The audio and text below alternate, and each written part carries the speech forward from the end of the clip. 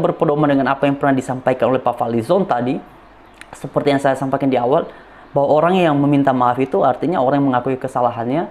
Ya berarti kalau benar demikian, kalau Pak Ustadz Kainama ini meminta maaf karena memang mengakui kesalahannya. Sebab begini, untuk apa Pak Ustadz Kainama meminta maaf kalau merasa, oh apa yang saya sampaikan adalah benar adanya? Untuk apa meminta maaf kalau Pak Ustadz Kainama meyakini bahwa apa yang disampaikan oleh pihak STT itu tidak benar, yang benarnya adalah apa yang saya sampaikan.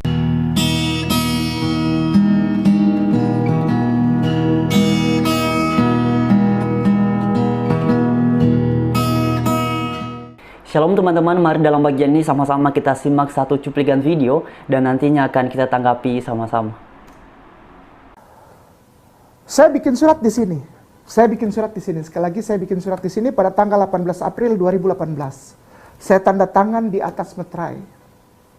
Saya haturkan kepada para ustadz lawyer di sini dan mereka rekam pernyataan saya dan disimpan. Juga ada beberapa yang disebarkan. Sudah tahun berapa? 2018 kalau nggak salah itu.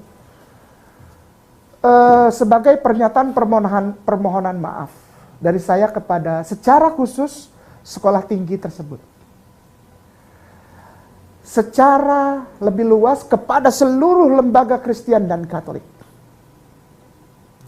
Intinya di surat itu adalah, saya tidak pernah menjadikan nama sekolah tinggi tersebut dan lembaga-lembaga Kristen lainnya, dan pengalaman iman saya, ketika saya masih bergereja sebagai tema, tidak. Sekali lagi, sebagai tema, tidak pernah. Cerita-cerita saya pernah, enggak, itu tidak pernah jadi tema, itu diangkat. Tapi tidak pernah jadi tema, gitulah. Sekolah tinggi tersebut mengeluarkan surat pernyataan bahwa saya tidak pernah sekolah di situ. Ya saya terima. Loh, itu pimpinan sekolah tinggi. Dan saya hormat. Masa saya bantah? Ya nggak bisa. Saya justru minta ampun, minta maaf. Minta ampun sama Allah. Minta maaf kepada beliau. Insya Allah ini juga akan disebar. Insya Allah para tuan guruku, para orang tuaku yang aku sangat hormati di sekolah tinggi tersebut dan di lembaga-lembaga Kristen menonton hal ini. Para tuan guruku, para puan guruku di lembaga pendidikan dan lembaga ibadah, rumah ibadah Kristen dan Katolik, hari ini aku mohon maaf dan hari ini aku buat pernyataan, aku Kainama tidak membawa-bawa hal-hal yang dulu. Segala sesuatu yang aku sampaikan hanya untuk membuka pengalaman imanku sebagai non-muslim yang mengucapkan 2 kalimat syahadat. Nah teman-teman sekalian, itulah cuplikan video dan saya pikir sudah sangat jelas ya apa yang disampaikan oleh Pak Ustadz Kainama dalam bagian ini. Dan yang menarik perhatian saya adalah beliau ini berbicara tentang STT. Memang beberapa waktu yang lalu teman-teman, salah satu atau STT yang pernah memberikan pernyataan resmi bahwa Pak Ustadz Kainama ini tidak pernah sekolah di STT tersebut adalah STT Jakarta. Ketika kemudian Pak Ustadz menerima ataupun mendengar pernyataan resmi demikian, sebagaimana tadi sudah disampaikan dalam bagian ini, ia mengatakan saya terima. Nah begini, bahkan juga tadi beliau menambahkan dengan kata-kata minta maaf.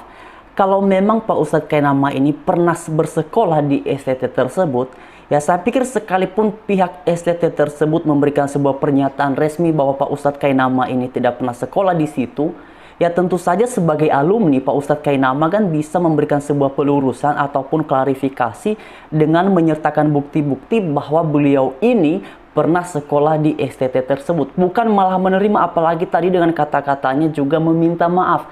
Nah saya jadi ingat dengan apa yang pernah disampaikan oleh Pak Falizon dulu terkait dengan Pak Ahok yang mengatakan bahwa orang kalau sudah minta maaf berarti terbukti bersalah. Nah oleh karena itu kalau dalam bagian ini Pak Ustadz Kainama meminta maaf, ya berarti kalau ditinjau dari teorinya atau apa yang pernah disampaikan oleh Pak Falizon, maka Pak Ustadz Kainama ya bersalah. Ya, teman-teman sekalian begini, dalam bagian ini memang Pak Ustadz Kainama melihat bahwa apa yang pernah dia sampaikan ini, tadi juga mengatakan bahwa saya tidak pernah menjadikan itu sebagai tema terkait dengan Kristen, terkait dengan segala sesuatu, pokoknya dengan iman Kristen, tetapi itu diangkat. Nah, sebenarnya ini hanya formula kalimat saja ya. Karena pada dasarnya poin pentingnya adalah bahwa itu pernah disampaikan. Baik itu posisinya sebagai tema, baik itu posisinya sebagai isi dari bahan pembicaraan atau bagian dari apa yang disampaikan di tema, ya intinya itu disampaikan. Kan intinya di situ ya. Nah, bahkan juga dalam bagian ini Pak Ustadz Kainama menyampaikan bahwa apa yang pernah disampaikan ini adalah bagian dari beliau menyaksikan atau menyampaikan tentang pengalamannya dari non-Islam menjadi seorang mualaf atau menganut agama Islam. Nah begini, Pak Ustadz Kainama begini. Mungkin Pak Ustadz Kainama berpikir bahwa kalau itu kesaksian spiritual ataupun itu kesaksian rohani tidak perlu bukti. Bagi saya secara pribadi perlu bukti. Apalagi beberapa hal yang Bapak sampaikan ini adalah terkait dengan iman Kristen. Ya kami dari pihak Kristen tentu saja mengharapkan bahwa Bapak bisa memberikan bukti-bukti yang konkret, yang nyata terkait dengan apa yang Anda sampaikan itu. Khususnya dalam konteks apa yang Bapak sampaikan adalah ada hubungannya dengan iman Kristen. Kalau memang benar Pak Ustadz Kainama ini pernah sekolah di sana, saya pikir beliau ini benar-benar memiliki hak untuk menanggapi ataupun bahkan membantah apa yang disampaikan oleh pihak STT, yang walaupun yang menyampaikan itu adalah ketua ataupun rektor ataupun pimpinan STT, tetapi kalau Pak Ustadz Kainama benar pernah kuliah di sana, benar pernah menekuni pendidikan teologi di sana, ya saya pikir Pak Ustadz Kainama memiliki hak, ya, hak yang utuh untuk menanggapi dan membuktikan bahwa ini loh buktinya, saya punya ijazahnya, saya pernah membuat tugas, saya tahu dosen yang mengajar saya tahu dosen siapa yang membimbing skripsinya saya tahu dosen semester 1 sampai semester selesai, dan saya tahu saya praktek di mana. Karena kalau di STT sebelum lulus biasanya itu harus praktek. Kalau di STT dulu saya pernah belajar, prakteknya itu ada beberapa tahap. Pertama 2 bulan itu 3 kali, kemudian baru tahap terakhirnya adalah praktek 1 tahun.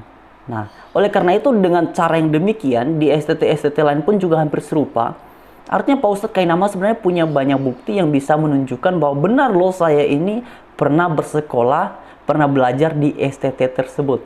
Tetapi yang ada justru Pak Ustadz Kainama mengatakan bahwa oh saya meminta maaf, bahkan juga tadi disampaikan dalam bagian ini, saya minta ampun kepada Allah katanya. Kepada Allah ya, kepada Tuhan. Nah untuk apa begitu? Kan untuk apa permintaan maaf ini kalau Pak Ustadz Kainama merasa oh apa yang kemudian diputuskan oleh STT tersebut tidak seperti yang saya yakini, tidak seperti yang saya alami. Ya untuk apa permintaan maaf ini? Karena dalam durasi panjangnya sebenarnya teman-teman, Pak Ustadz Kainama ini juga sama sekali tidak mengakui bahwa apa yang disampaikan oleh pihak STT tersebut adalah benar adanya. Bahkan juga ada satu bagian nanti yang membahas tentang ajakan Pak Gracia Pelo untuk berdebat dengan Pak Ustadz Kainama. Pak Ustadz Kainama pun juga tidak memberikan sebuah penjelasan, sebuah jawaban yang tegas. Ya beliau hanya mengatakan pokoknya saya mengalah, saya kalah, dan apalagi yang dia sampaikan di situ. Pokoknya kalau kemudian Pak Ustadz Kainama dinilai berbohong, ya itu Anda yang mengatakannya, bukan saya, begitu loh. Jadi sama sekali tidak ada pengakuan dari Pak Ustadz Kainama apakah yang disampaikan oleh STT tersebut adalah benar adanya ataukah seperti apa. Tetapi faktanya dalam bagian ini Pak Ustadz menyampaikan permohonan maaf. Ya teman-teman bisa menyimpulkan sendiri. Terima kasih. Tuhan Yesus memberkati kita semua. Haleluya. Shalom.